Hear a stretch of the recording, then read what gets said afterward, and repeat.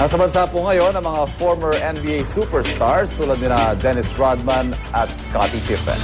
Makakaharap nila sa isang exhibition game ang mga PBA legend. Narito ang aking report. Scottie Pippen, Dennis Rodman, Jason Williams.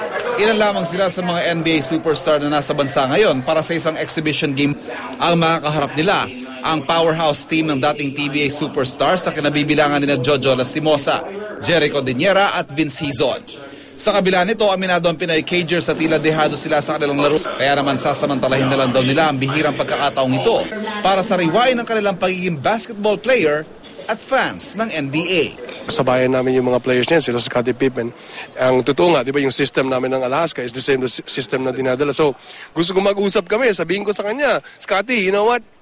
We won 9 championships compared to your 6 running the triangle. Bago niyan sa kanilang press conference, tinagot ni Pippen ang pahayag ng kapwa manlalarong si Kobe Bryant na mas magaling daw ang kanyang 2012 USA Olympic team kumpara sa 1992 Dream Team ni na Pippen, Michael Jordan, Larry Bird at Magic Johnson. We would never know the answer to which is the best team, but if they bring home the gold, then we can start to debate it. It's going to be difficult because the rules are different, the referee is different, and things are also different. Pero bago pa uminit ang usapan, pinapurihan ni Rodman hindi lang ang Pilipinas, kundi maging mga Pilipinong manlalaro.